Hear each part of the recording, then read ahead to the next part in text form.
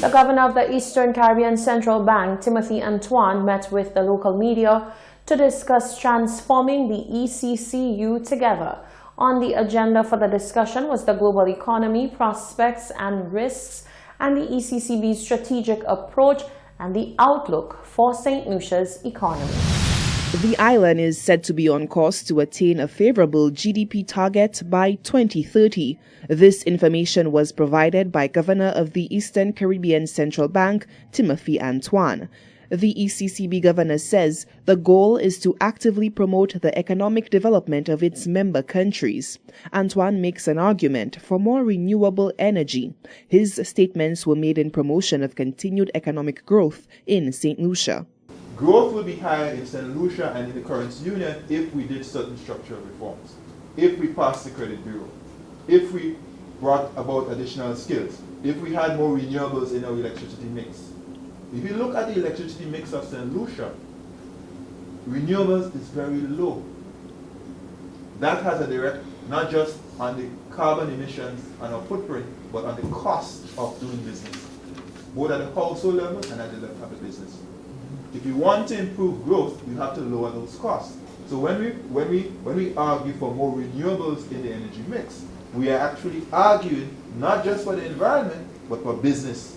Senior Technical Assistant at the ECCB, Marlon Bristol, outlines the positive path the island has taken since 2017.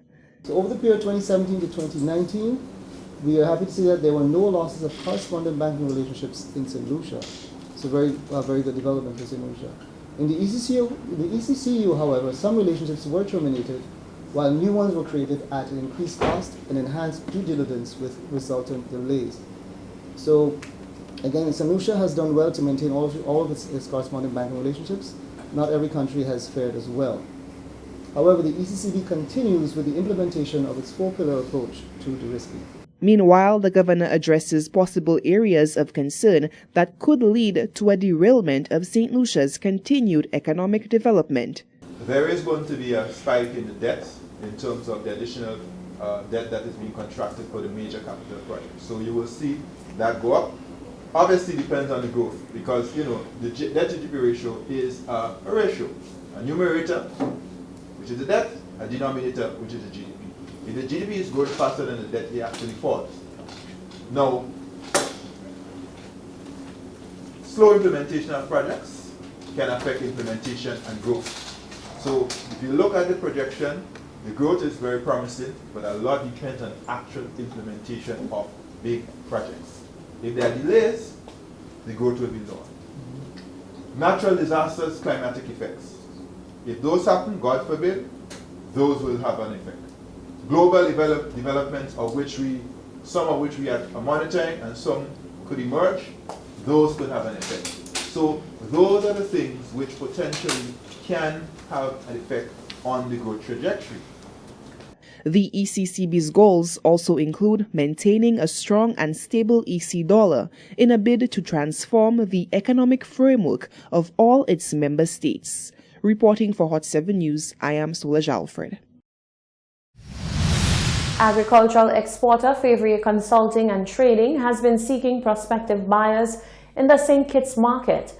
Through the intervention of Export St. Lucia, the company was introduced to this market in 2019. Since then, the exporter had been working feverishly to secure the first shipment of produce. During the second week of January 2020, Favre Consulting and Trading shipped its first 20-foot container of mixed agricultural produce to St. Kitts. The CEO of Export St. Lucia, Sunita Daniel, said that assisting Favre Consulting and Trading to penetrate this new market is just another step in ensuring that local farmers find markets for their produce. Export St. Lucia pledges to continue supporting Favre Consulting and Trading and other exporters. We've also tried as much as possible to get some new markets for our agricultural exporters. We've found a lot of success recently in St. Kitts. We'll have something going out. A container of agricultural products have been sent to St. Kitts. We've had a lot of diversification of agricultural products. So we're not directly responsible for banana exports, but we are responsible for exports of other agricultural products, and we've seen a growth in those areas. The buyer has since expressed satisfaction, and subsequent 20-foot containers have been shipped to St. Kitts every week. Février Consulting and Trading expressed satisfaction with the collaboration with Export St. Lucia and says it is pleased that it has yielded such success. The company is looking forward to furthering exploits in the Caribbean market, as well as to further solidify the relationship with Export St. Lucia. There has been encouragement for local farmers to diversify their agricultural produce as demand continues to grow in various markets. As a member of the National Nobel Laureate Festival Committee, the Sir Arthur Lewis Community College has become a staple host for activities on the annual national calendar. Public Relations Officer Natalie Jolie Fannis details both inaugural and newly added events on the Nobel Laureate Week calendar of activities to be hosted by the college. The Sir Arthur Lewis Community College is marking Nobel Laureate Week in a big way, with hosting 2 activities: an academic discourse among faculty members and community professionals, and a student-led theatrical production. SALCC Public Relations Officer Natalie Jolie Fannis said the academic discourse will take the form of a panel discussion focused on the progressive vision of the arts for 2020. So we begin today, actually Wednesday 22nd, with 2 activities. Our first being an academic discourse among 5 panelists, 3 of which are from the college and 2 others who are coming from community. And the topic will be artistic revolution. So we have them coming from different genres of the arts. So representing are Ted Sandiford, who's a lecturer here in digital media, Mr. Kennedy Booth Samuel, who also lectures here in theatre arts and communication studies, and Ms. Crescentia Charles, who is in the architecture department. So all of those different areas will be profiled. And coming from community will be joined by Mr. Jalem Udovic, who's our well-known sculptor, and also Ms. Junior Frederick, who's known for theatre. So the panelists will be speaking to their different genres and showing how art has changed, how it has evolved over time, and what is the vision for art come 2020 as it is reflected in the theme. Following the discussion, the college's drama students will tackle the issues of respect for earth and life, feminism, and gender equality in this year's student-led theatrical production. Over the past 2 years, the Sir Arthur Lewis Community College has executed its own student-led original theatre productions in celebration of the Nobel laureates. Fannis says this year's production, entitled God of Earth, promises to be a dramatic creation with its own unique Roman mythological elements. We'll be having a theatrical production that is put on by students of the Drama Club at SALCC. It is entitled God of Earth, and it promises to be a very interesting approach to looking at the planets, who are all named after gods except Earth. And they're going to be exploring that, looking at themes of gender equality and feminism. A wonderful interpretation from what we've seen so far, and we're extremely proud of what the students have been able to put on. So it's this evening, 7:30 p.m., National Cultural Center, small fee of $10 for entry, so we invite the general public to that event. Activities continue on Thursday, 23rd January, as the Sir Arthur Lewis Community College hosts the annual Sir Arthur Lewis Memorial Lecture presented by Timothy Antoine, Governor of the Eastern Caribbean Central Bank, ECCB. The title of the presentation is Socio-Economic Transformation by Invitation and Innovation.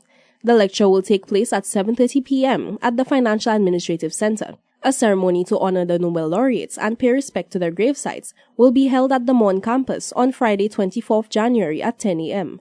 The guest speaker for the 2020 wreath-laying ceremony is Gemma Weeks, a published author, poet, and multidisciplinary artist. The college's culminating activity is a new road race challenge added to the sporting calendar in St. Lucia. A brand new event that is a little outside of academia and the arts, but deals with physical activity, because we believe that we need to encourage a healthy nation. So the new brainchild is of our new principal, Dr. Keith Nurse, is a race to the moon. And the race happens from one Nobel laureate to the other. So we start at Derek Walcott Square on Saturday, February 1st from 6 a.m. We go via the La Toc route all the way to the Sir Arthur Lewis Community College, where we will culminate with activities and with a prize-giving ceremony. Registration for the walk is $25, and participants can register at Constitution Park or at the Baywalk Mall on Saturday, 25th January from 9 a.m. For 7 News, I am Jacques Wooding. Regional and international quality professionals from the Caribbean community and the United Nations Conference on Trade and Development have convened at the Bay Gardens Hotel this week for 3 days of discussions and training focused on strengthening regional trade and the launch of St. Lucia's Trade Facilitation Roadmap. Chief of Trade Facilitation at the UN, Paul Hansen, says this is a timely intervention to evaluate St. Lucia's adaptation to newly implemented World Trade regulations. We are here in St. Lucia this week to work with all the relevant St. Lucian stakeholders in relation to ease of cross-border trade, what we call trade facilitation. The World Trade Organization in 2017 adopted a new regulation that is meant to ease international trade, and we work with the St. Lucian stakeholders to identify how these processes can be further improved in St. Lucia. Hansen has indicated that a draft knowledge transfer strategy will be developed. Capacity building training will be done during the course of the conference, which will facilitate the drafting of a 3 to 5 year trade facilitation implementation roadmap with key performance indicators specific to St. Lucia. For a small island nation like St. Lucia, this is obviously very important. Because of St. Lucia's geographical position, you often have extra costs to import and export, and therefore driving down the cost, making import and export more efficient is very important. And we are working with St. Lucia on this, and the outcome of this work will be a roadmap for the St. Lucian stakeholders to implement efficient trade procedures for the future. It is hoped that this collaboration will assist in the development of CARICOM and intra-ACP trade, competitiveness, diversification, and economic performance. This is the Hot 7 TV